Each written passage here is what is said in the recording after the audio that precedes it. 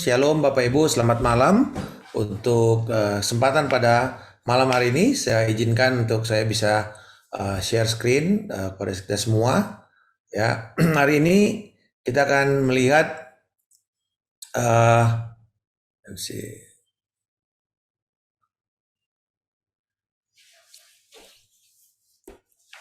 Ya, the comforting power of the Holy Spirit. Jadi kuasa yang membawa penghiburan, kuasa penghiburan dari Roh Kudus.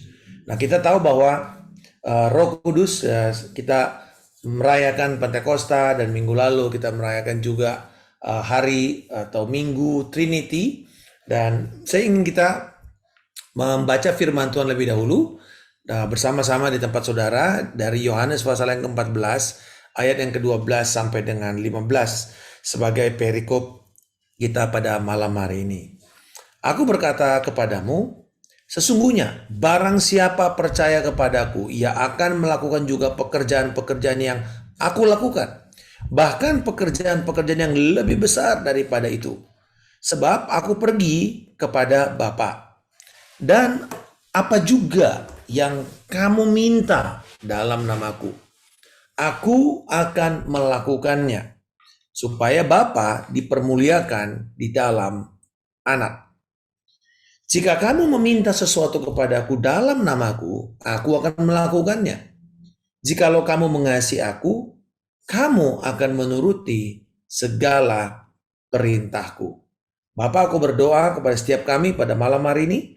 Kami mendengar firman-Mu ini Tuhan, biarlah kami menyadari akan kuasa yang Engkau siapkan kepada kami sebagai umat-Mu. Dan kami berjalan di atasnya dan melihat nama-Mu dipermuliakan di dalam dunia ini melalui hidup kami. Dalam nama Yesus kami berdoa. Amin. Bapak Ibu Saudara sekalian, kita tahu bahwa ketika Yesus berbicara di dalam pasal 14 dari Yohanes ini, dia sedang mempersiapkan murid-murid untuk mengalami keadaan yang paling sulit, yaitu ditinggalkan oleh gurunya, menyaksikan pimpinan mereka mati, Mesias yang mereka andalkan itu mati, dan di situ Yesus memberikan penghiburan. Dari pertama dikatakan jangan gelisah hatimu, dan pada ayat yang terakhir dia bilang bahwa jangan gelisah, damai sejahtera kusediakan kepadamu. Nah, saudara, dia berbicara mengenai kehadiran pribadi Roh Kudus.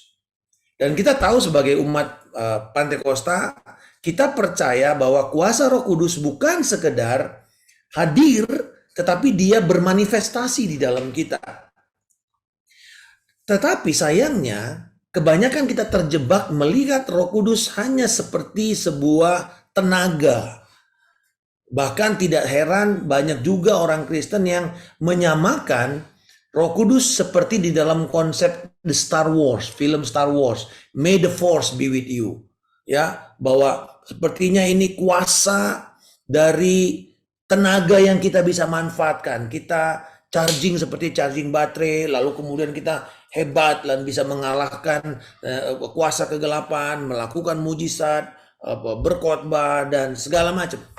Tetapi sebenarnya apa yang Roh Kudus memberikan kepada kita adalah sesuatu yang menarik. Saya mulai dengan satu ilustrasi yang datang dari kisah sejarah. Pada Perang Dunia Kedua, di sebuah kapal selam Amerika, USS Sea Dragon, yang ukurannya sangat sempit 40 meter di Samudra Pasifik, sedang dalam perjalanan dan perang dengan Jepang pada waktu itu. Dan di dalam kondisi mereka harus senyap, tidak boleh kedengaran apapun karena bisa ditangkap oleh kapal di permukaan yang anti kapal selam dan meledakkan kapal itu.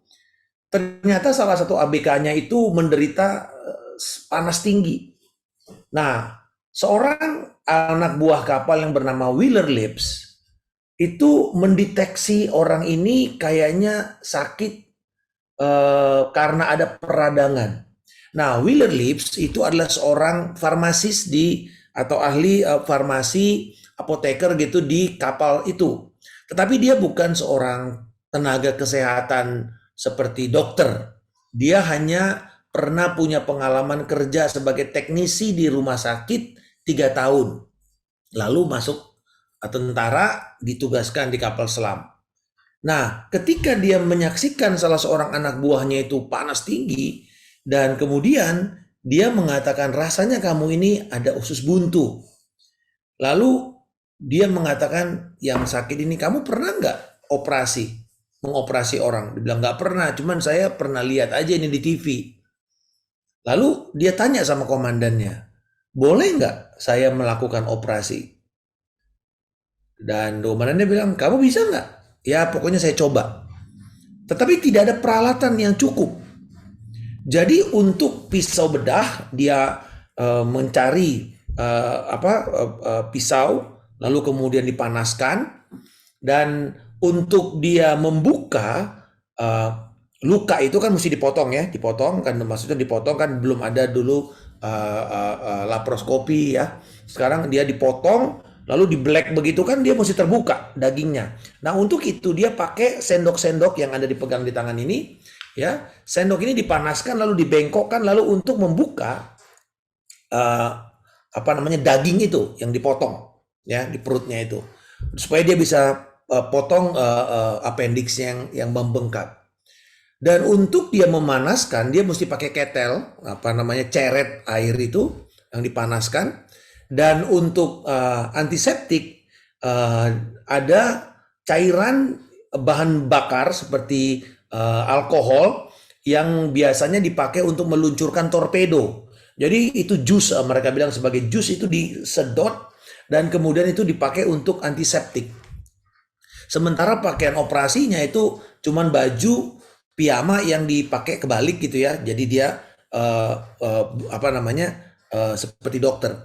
Dan operasi berlangsung dengan keadaan yang sangat senyap, tidak boleh ada bunyi. Orang ini pun harus mendapatkan morfin supaya dia tidak teriak.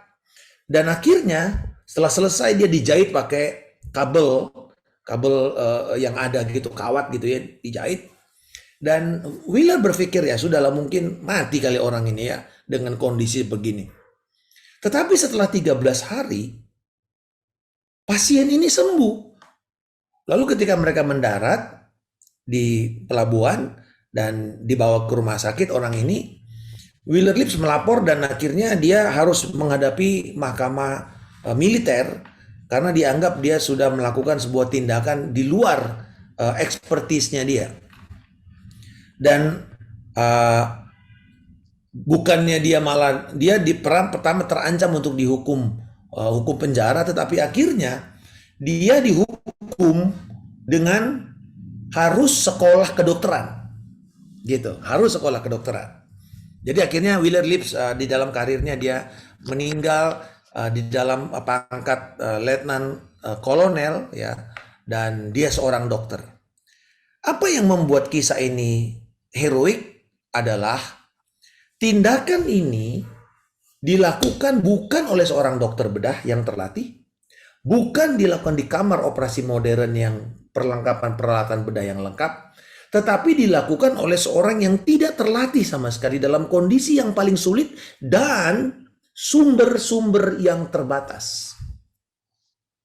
Sumber-sumber yang terbatas.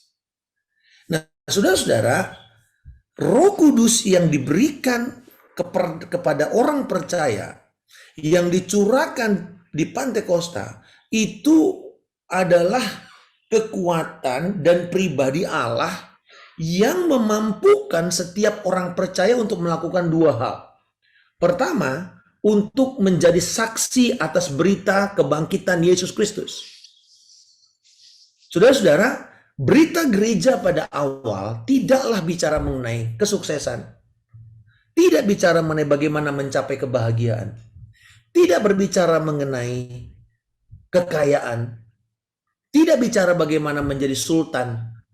Tetapi berita yang dipertahankan bahkan sampai mempertaruhkan nyawa adalah Yesus Kristus yang mati, bangkit dari antara orang mati, dan hidup.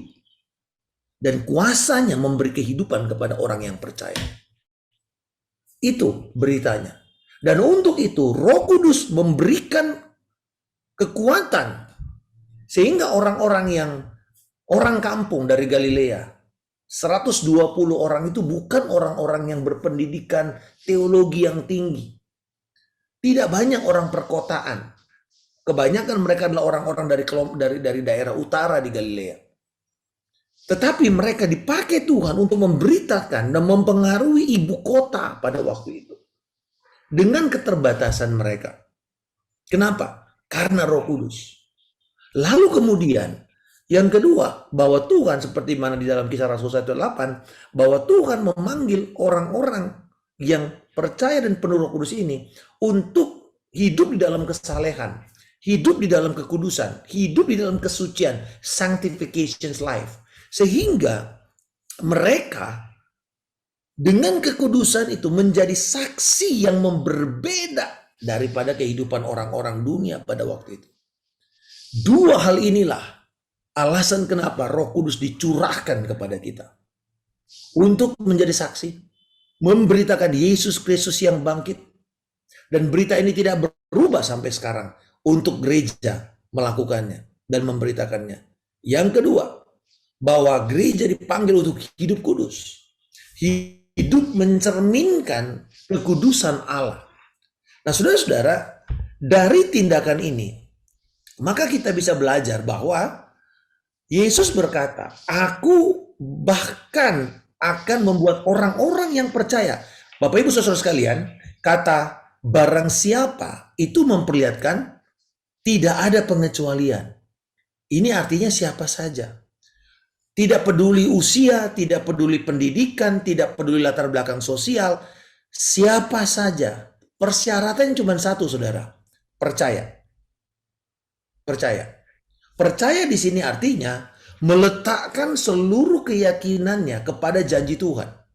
Meletakkan seluruh confidence-nya kepada janji yang Tuhan berikan kepada kita, bahwa kamu akan mendapat kuasa kalau Roh Kudus turun ke atas kamu dan kamu akan menjadi saksi.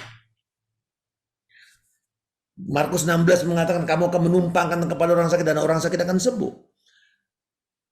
Kamu akan berbahasa lidah.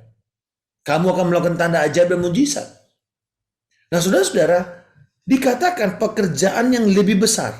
Tentu tidak ada pekerjaan yang lebih melampaui pekerjaan Yesus secara kualitas. Saya bicara kualitas ya, karena membangkitkan orang mati, ya Yesus juga membangkitkan orang mati. Melipat gandakan makanan, Yesus juga melakukannya. Tetapi dia berbicara tentang kuantitas. Ya. Dan gereja melakukan lebih banyak daripada apa yang Yesus kerjakan selama dia di bumi. Itu berarti bahwa janji Tuhan ini benar adanya.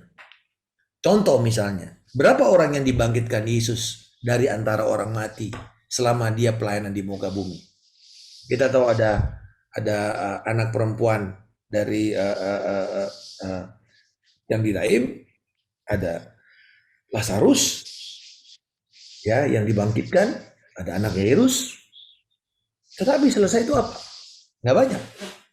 Tetapi kalau kita lihat seorang yang bernama Smith Wigglesworth, seorang tukang ledeng, tidak berpendidikan teologi yang tinggi, hanya seorang, bahkan dia sebenarnya permulaannya tidak bisa membaca dengan baik. Tukang ledeng. Tetapi di dalam sejarah pelayanannya, dia membangkitkan 8 orang dari antara orang mati. Bahkan istrinya mati, dia belum rela, dia belum siap, dia panggil, dia bangkitin, bangkit saudara. Padahal istri sudah enak-enak di sorga, dipanggil pulang. Istrinya marah-marah gitu ya. Dia bilang, ya sorry lah, aku belum siap ditinggalkan sama kamu. Sehingga akhirnya dia balik lagi setelah dia siap. Dia bilang, ya sekarang saya sudah siap, kamu boleh pulang. Dia suruh pulang lagi kembali ke sorga saudara. Dan bahkan dia beberapa kali di dalam penguburan itu Smith Wigglesworth dilarang pergi ke penghiburan, ibadah penghiburan ya, karena takut nanti dia bangkitin orang itu saudara. Nah, kita bisa melihat di sini bahwa apa yang membuat Smith Wigglesworth bisa melakukannya? Apa yang membuat waktu keadaan yang sulit, saya ingat ada kesaksian waktu di Rusia di masa pemerintahan komunis ketika mereka harus melakukan perjamuan kudus. Roti yang ada itu roti bantal ya, roti ketul itu ya, yang panjang. Tetapi tiba-tiba di rumah itu ada seratusan orang yang hadir dan tidak mungkin roti ini cukup walaupun secuil-secuil. Dan akhirnya ibu yang memiliki rumah itu ketika dia disuruh untuk membagi-bagikan, dia berdoa sambil dia potong itu roti, saudara. Dia potong, dia bagikan, dia potong, dia bagikan. Dia udah nggak lihat lagi tuh jemaat. Dia cuma lihat rotinya aja, dia potong, dia bagikan, dia potong, dia bagikan. Sampai semua orang mengatakan, kami sudah dapat semua rotinya. Baru roti itu berhenti. Ini hal yang sama. Apa yang Yesus kerjakan di dalam memberi makan, itu terjadi juga. Nah Bapak Ibu, kita bisa melihat ada janji. Tuhan bisa memakai siapa saja selama dia percaya, meletakkan seluruh keyakinannya kepada janji Tuhan.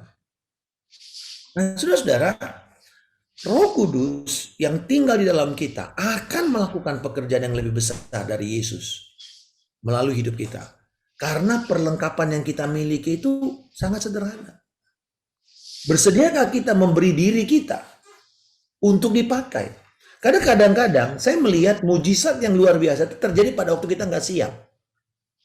Selama orang itu ya banyak kali saya merasakan bahwa ketika saya merasa saya sudah sangat siap, saya ingat pulang dari Amerika, sekolah postgraduate school untuk pastoral, wah merasa pasti bisa membawa gereja ini tumbuh lipat ganda.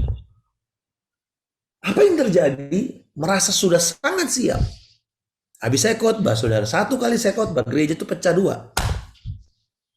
Saya bilang, Tuhan kenapa? Nah karena apa? Karena saya mengandalkan kekuatan sendiri. Mengandalkan kepintaran sendiri. Tetapi ketika keadaan sangat tidak siap. Maksudnya bukan kita tidak punya persiapan. Tetapi ketika kita merasa ini belum waktunya, ini belum tepat. Tapi justru disitulah Tuhan akan bekerja supaya kemuliaan tidak bisa kita klaim sebagai milik kita. Tapi itu adalah milik Tuhan. Karena seringkali tanpa sadar kita ini mengatakan begini, segala kemuliaan bagimu, tapi bagi dua. Ya, segala kemuliaan kita bagi dua, Tuhan dan saya. Nah, saudara-saudara, ini sangat disayangkan sekali. Tetapi ketika saudara terbatas, mungkin mepet, nggak tahu mau kemana lagi, nggak tahu mau panggil siapa lagi. Saya ingat ada seorang ibu, waktu dia mulai kita lepas untuk memimpin kelompok kecil, sebelumnya saya tunjukin bagaimana melakukan pelayanan pelepasan. Oh begini, oh ya udah, oh bisa Pak, pasti bisa. Tiba-tiba satu kali kita lepas dia mulai, wah tiba-tiba di kelompok kecilnya itu ada orang yang manifestasi. Nah dia panggil saya, dia bilang, loh saya nggak ada, saya lagi di jalan dan Tuhan bilang jangan ke sana, jangan bantu dia. Saya bilang, Tuhan kenapa, kan kesian nanti dia. Enggak, dia akan belajar. Dan kemudian apa yang terjadi? Betul saudara, wah dia segala macam dia coba dan akhirnya walaupun susah payah akhirnya dia berhasil melayani anggota kelompok kecilnya itu. Wah dia pulang, dia cukup kesal sama saya, dia bilang, wah pastor ini ngebiarin kita nih, ngejorokin kita begitu ya. Tapi saya bilang, kamu pasti belajar. Betul saudara, belum nggak berapa lama dia ngalamin lagi kasus waktu dia pindah ke Jakarta. Dia mulai orang di tempat kosnya dia ada kerasukan dan dia lakukan. Kenapa? Sederhana, di tengah-tengah seperti itu dia sadar dia bisa mengandalkan Tuhan dan bukan mengandalkan manusia. Pada waktu kita merasa tidak mampu dan tidak siap, tetapi kita tahu Roh Kudus tinggal dalam kita, itulah waktunya Tuhan memperlihatkan kuasanya kepada kita. Jadi jemaat kita, para pemimpin ini tugasnya itu memperlengkapi saudara.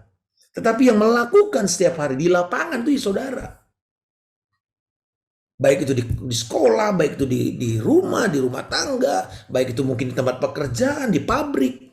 Saudara yang berhadapan dengan orang-orang ini. Maka lakukanlah itu.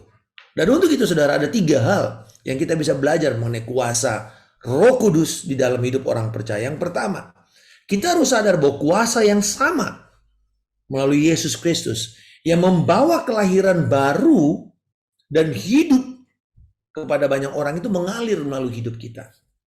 Bagi saudara-saudara yang paham filosofi Jawa, ya, urip mesti murup, urup, ya. Jadi hidup itu harus memberi cahaya, harus memberi terang, harus memberi kekuatan, harus memberi perbedaan, harus menambah value. Nah, saudara-saudara, Tuhan nggak suruh saudara jadi terang. Tuhan mengatakan, kamu adalah terang dunia itu. Dia nggak bilang jadilah terang. Kamu adalah terang, kamu adalah garam. Itulah identitas saudara. Kemanapun kita pergi, kita membawa kehidupan Allah. Kita membawa berita keselamatan itu. Mari berkobar-kobar untuk kita menyaksikan bagaimana Tuhan membawa hidup di dalam kita. Dan hidup itulah yang kita alirkan kepada banyak orang. Kita menjadi agen-agen Pantakosta. Kemanapun kita pergi, Roh Tuhan yang sama, yang bekerja pada hamba-hamba Tuhan, pada pembuat-pembuat mujizat, pada rasul-rasul, bekerja juga di dalam saudara. Bagikan hidup itu. The more you give, the more you have. The more you practice, the more it becomes permanent. Itu prinsip di dalam bekerja, bergerak di dalam karunia-karunia rohani. Semakin Anda sering melakukannya, semakin itu akan permanen tinggal di dalam saudara. Lakukan, lepaskan kuasa itu. Ya, yang kedua, hikmat yang sama, yang menyembuhkan relasi-relasi yang rusak, yang retak, yang hancur, bekerja juga dalam hidup kita. Roh yang sama, roh hikmat yang sama, bahkan karunia kata-kata hikmat. Itu karunia kata-kata hikmat itu di dalam 1 Korintus 12 itu begini. Pekerjaan Roh Kudus yang sudden, yang yang mendadak diberikan kepada saudara untuk menjawab persoalan seperti yang terjadi kepada Yusuf. Yusuf itu dipromosikannya jadi Perdana Menteri bukan karena dia menafsir mimpi, saudara. Bukan. Kalau cuma begitu, dia belum tentu harus jadi Perdana Menteri. Perdana Menteri itu orang nomor 2 kan. Orang powerful itu. Tidak boleh ada yang bergerak di seluruh Mesir kecuali seizin Yusuf. Itu hebat loh. Apa yang membuat Yusuf menjadi Perdana Menteri? Bukan sekedar menafsir mimpi, tetapi memberikan implementasi atau business plan. Bagaimana menyikapi 7 tahun kelimpahan dan bagaimana memberikan atau mengantisipasi 7 tahun kelaparan. Itu yang membuat dia menjadi Perdana Menteri. Sehingga namanya Zefnat Paneah, Tuhan hidup dan Tuhan berbicara. Saudara-saudara, itu hikmat itu. Dan hikmat yang sama Tuhan berikan kepada saudara untuk menjawab persoalan-persoalan. Ketika misalnya saudara berhadapan dengan seseorang yang curhat, lalu kemudian ini masalahnya berat, minta kepada Tuhan, minta kepada Roh Kudus. Dia akan memberikan kepada saudara jawaban yang tepat untuk masalah tersebut. Sehingga orang mengatakan, wow, dari mana yang kamu belajar begini? Dan saudara bisa bilang, itu semua adalah kuasa Roh Kudus. Dan yang ketiga, bukan hanya kuasa yang memberi hidup, hikmat yang memulihkan. Yang ketiga, kasih yang penuh mujizat. Kasih yang sama yang telah membawa kehidupan kepada hal-hal yang mustahil hidup di dalam kita. Bapak Ibu Saudara sekalian, terutama mungkin bagi saudara yang punya anak lalu keadaan yang bermasalah, kok susah, sepertinya Anda punya pengharapan. Jangan menyerah. Semakin sulit kondisinya, apakah mungkin bahkan dalam pernikahan, semakin mustahil keadaan itu, maka itu adalah menjadi domain Allah. Ya, itu menjadi wilayah pekerjaan Tuhan.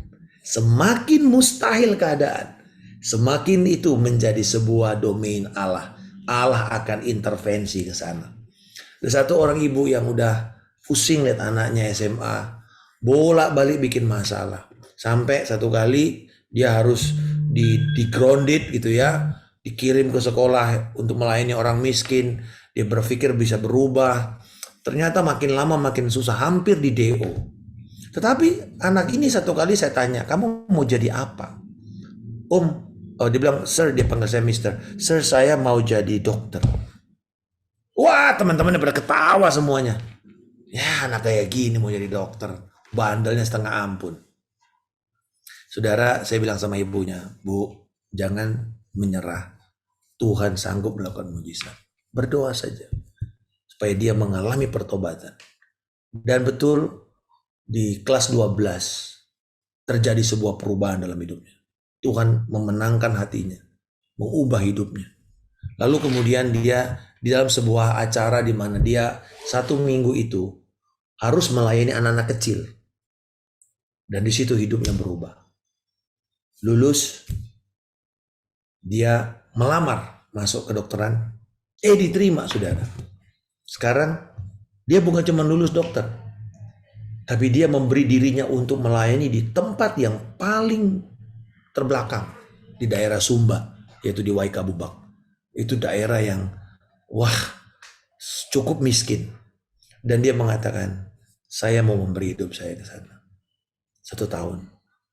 Saudara, dia sudah menjalani ini hampir mungkin tinggal 4-5 bulan lagi. Apa yang saya bisa belajar? Ibu itu mengatakan, Pak, saya bersyukur. Ternyata tidak ada yang mustahil bagi Tuhan. Kita tahu, kita dengar itu, tidak ada yang mustahil bagi Tuhan. Betul. Tapi pertanyaannya, bagaimana bila itu terjadi pada saudara? Jangan bilang, oh ya tidak ada mustahil bagi Pak Tim, bagi pemimpin. Tapi mungkin buat saya tetap mustahil. Atau saudara bisa mengatakan, barang siapa yang percaya Tuhan, maka itu juga menjadi milikku. Hari ini, mari kita melihat diri kita ini bukan sekedar tempat kediaman Allah, tetapi menjadi saluran kuasa Allah. Ambil kesempatan di mana kalau saudara beribadah. Orang sakit, jangan tunggu hamba Tuhan datang. Doa, lumpang tangan. Doakan yang the best prayer that you can do. Always there's an opportunity kita untuk berdoa. Pray the best prayer untuk hal tersebut. Dan saudara akan lihat luar biasa. Tuhan akan menghargai kesetiaan saudara dan memberkati itu dengan tanda ajaib dan mujizat. Bapa, di dalam nama Tuhan Yesus Kristus, aku berdoa supaya Engkau mengaktifkan setiap jemaat-Mu Tuhan untuk berkobar di dalam kuasa Roh Kudus. Dan kami sadar bahwa Roh Kudus itu bukan hanya ada untuk mendiami kami, menemani kami, menghibur kami, tapi juga menjadi saluran untuk kami bisa dipakai. Sebab demikianlah firman Tuhan. Pada waktu Engkau melepaskan dan menumpangkan tangan kepada orang, ingatlah bahwa Engkau sedang melepaskan anugerah. Anugerah yang tidak layak untuk diterima oleh orang tersebut, tetapi kuberikan.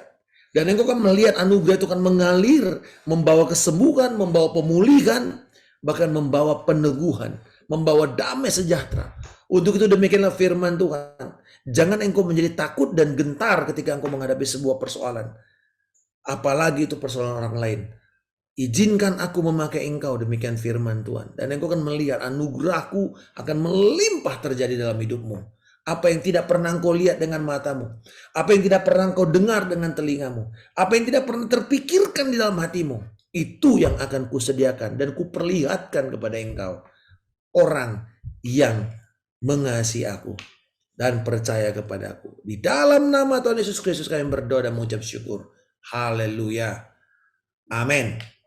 Tuhan Yesus memberkati.